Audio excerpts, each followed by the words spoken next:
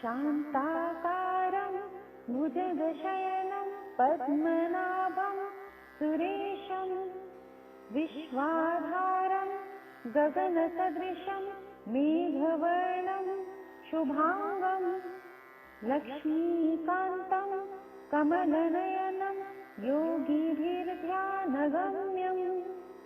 वन्दे विष्णुं भवभयहरं सर्वलोकैकनाथम्।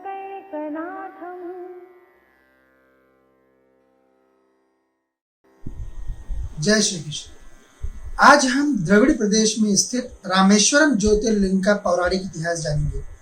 आदि शंकराचार्य जी इस ज्योतिर्लिंग के बारे में कहते हैं, श्रीताम्रपर्णी जलराशि योगे निबध्य सेतुं विशिखैर संख्यै श्रीरामचंद्रेण समर्पितम तम रामेश्वराख्यम नियतम नमामि। अर्थात ताम्रपत्र के समान द्वीप पर स्थित जहां महान समुद्रों का मिलन होता है, बंगाल की खाड़ी, अरब सागर और हिंद महासागर, जहां पर समुद्र को भी चट्टानों से बांधने का कार्य किया गया है, श्री रामचंद्र जी को समर्पित श्री राम जी के आराध्य शंकर महादेव को मैं हमेशा नमस्कार करता हूँ। जैसे यह ज्योतिर्लिंग 3 समुद्रों से बने द्वीप पर बसा है, वैसे ही इस ज्योतिर्लिंग के 3 भाग हैं। एक भाग जो त्रेता युग में रेत की थी, प्रभु श्री राम जी द्वारा स्थापित किए गए थे। एक भाग जो माता सीता जी ने जगत कल्याण के लिए बिठाया, और एक भाग जो हनुमान जी ने तपस्या से प्राप्त किया। मैं तीनों ही का इतिहास आपको बताता हूँ। प्रभु श्री रामचंद्र जी ने भारत खंड के भूभाग से राक्षसों के द्वीप लंका जाने के लिए सेतु बनाया। इस सेतु के उद्घाटन से पूर्व यज्ञ करना आवश्यक था। यज्ञ सृष्टि के रचयिता श्री विष्णु श्री राम अवतार में करना चाहते हैं, तो ब्राह्मण कौन होना चाहिए? प्रभु श्री राम की सेना तो कपि से बनी हुई थी, तो उस समय सबसे ज्ञानी तपस्वी ब्राह्मणों में से रावण एक था, और उससे उत्तम प्रभु श्री राम द्वारा शिव आराधना के लिए कोई भी पुरोहित उपयुक्त नहीं था। प्रभु श्री राम ने रावण को बुलावा भेजा और अंगद आज रावण के दरबार में पधारे।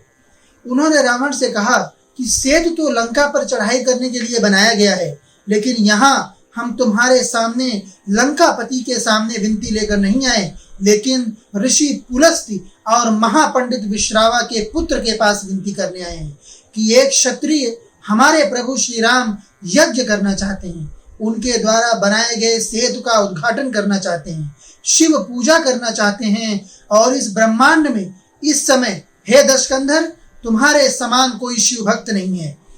इसलिए तुम अहम और राज सिंहासन छोड़ो और हमारे साथ ब्राह्मण वेश में अभी चलो, क्योंकि यही तुम्हारा जन्म का कर्तव्य है। धर्म के अनुसार कोई भी ब्राह्मण कुल में जन्मा व्यक्ति किसी भी कारण से किसी भी हिंदू को उसके लिए पूजा पाठ कराने, उसको उसके कर्मों से मुक्त दिलाने, उसे ईश्वर के समीप ले जाने या किसी भी हिंदू द्वारा दी गई भिक्षा को अस्वीकार नहीं कर सकता है। यदि एक क्षत्रिय पूर्ण श्रद्धा से किसी ब्राह्मण को कोई कर्मकांड करने के लिए बुलाता है, तो यथासंभव अपने ज्ञान और शक्ति के अनुरूप ब्राह्मण को वह पूजा कार्य, वह कर्मकांड, वह यज्ञ संपन्न कराना ही है। यही विधि का विधान है। वह चाहे जो कर्म अपनी आजीविका के लिए कर रहा हो, लेकिन प्रत्येक ब्राह्मण कुल में जन्मे व्यक्ति का अपने एक ब्राह्मण कुल में उत्पन्न होने के कारण सर्वप्रथम कर्तव्य विश्व की आध्यात्मिक शांति का है। बाकी उसकी सारी जिम्मेदारियां वैकल्पिक हैं।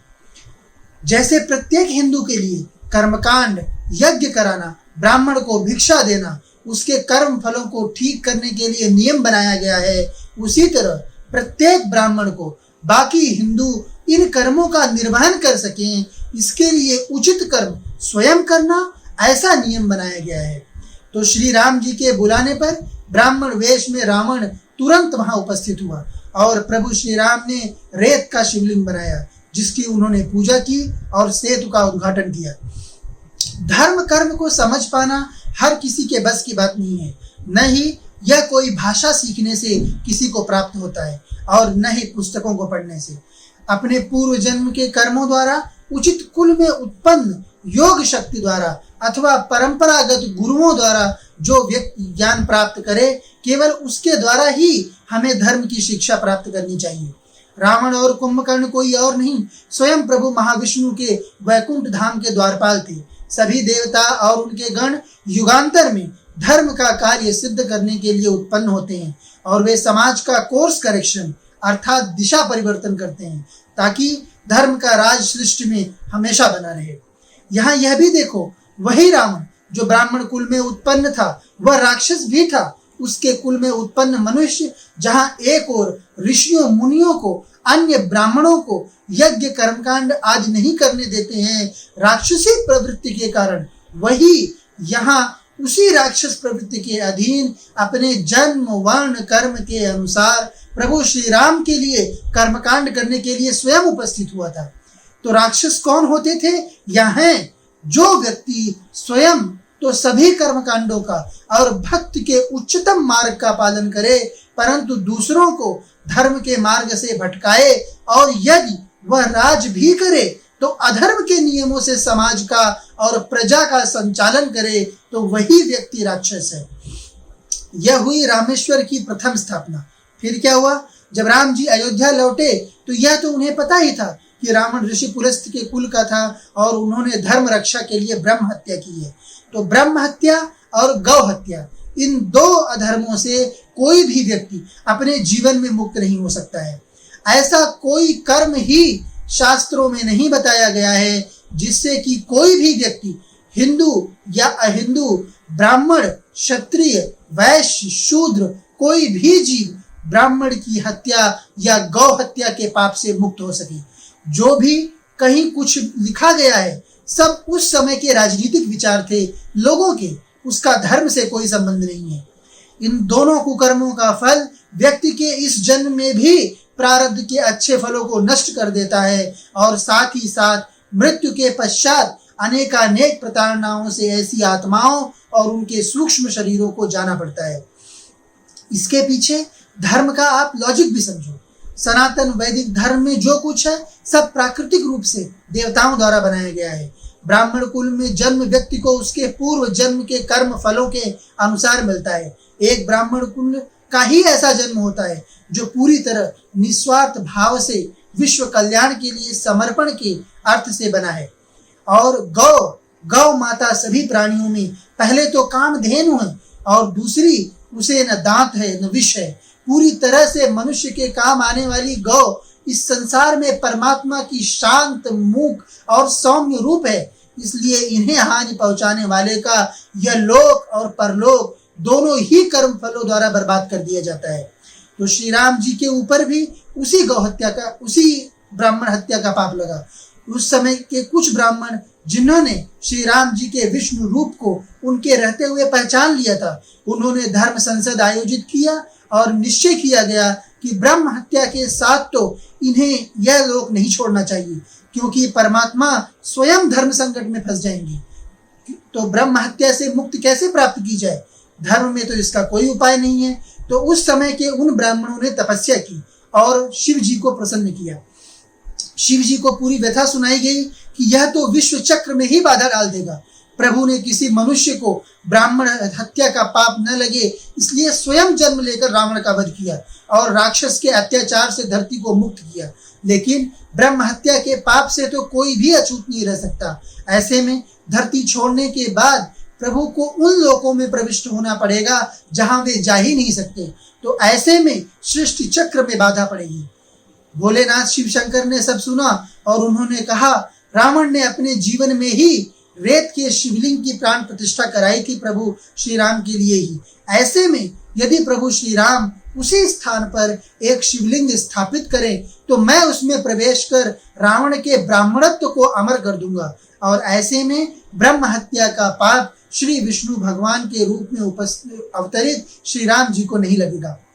पूरी तैयारी की गई और उसी स्थान पर पहुंचा गया जहां पर कि रेत के शिवलिंग की स्थापना रावण द्वारा कराई गई थी।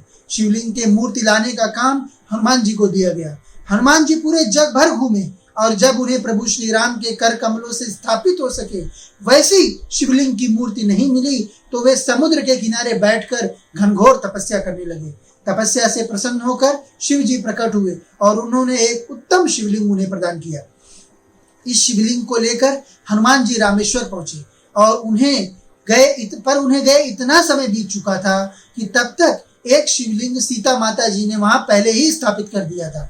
जब पूरी बात श्री राम जी को हनुमान जी ने बताई तो उन्होंने कहा, ठीक है, जो शिवलिंग यहाँ स्थापित किया गया है उसकी जगह यह जो प्रभु शिव ने स्वयं आपको दिया है वह आप रख दीजिए।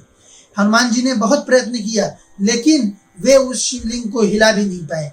तब उन्हें समझ आया कि जब माता लक्ष्मी और श्री विष्णु ने स्वयं शिव की भक्ति से शिवलिंग स्थापित किया है तो उसे तो स्वयं शिव भी नहीं हिलाने देंगे।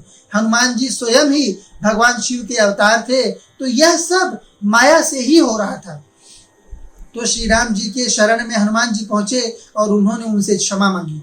प्रभु ने सीता माता के द्वारा स्थापित शिवलिंग के पास में ही हनुमान जी का शिवलिंग भी स्थापित करने के लिए कहा। इस तरह भगवान रावण की ब्रह्म हत्या के पाप से मुक्त हुए। इसी इतिहास से ब्रह्मवर्त के दो प्रमुख ब्राह्मणों का भी अस्तित्व जुड़ा है, कान्यकुब्ज और सरयू पारिन। वह कभी मैं आपको और बताऊंगा। इस रामेश्वर ज्योतिर्लिंग की आराधना करने से भगवान शिव सभी मनोकामनाओं की पूर्ण करते हैं। सभी हिंदुओं को अपने जीवन काल में एक बार सभी ज्योतिर्लिंगों का दर्शन प्राप्त करने अथवा जो ब्राह्मण कुल में उत्पन्न व्यक्ति इन ज्योतिर्लिंगों का दर्शन करके आया हो उसके पैर पखारने का कार्य अवश्य करना चाहिए। यह इस धरती पर ही मोक्ष के समान है। अगले ज्योतिर्लिंग के इतिहास के साथ मैं आपके समक्ष पुनः उपस्थित होऊंगा। तब तक के लिए राधे राधे।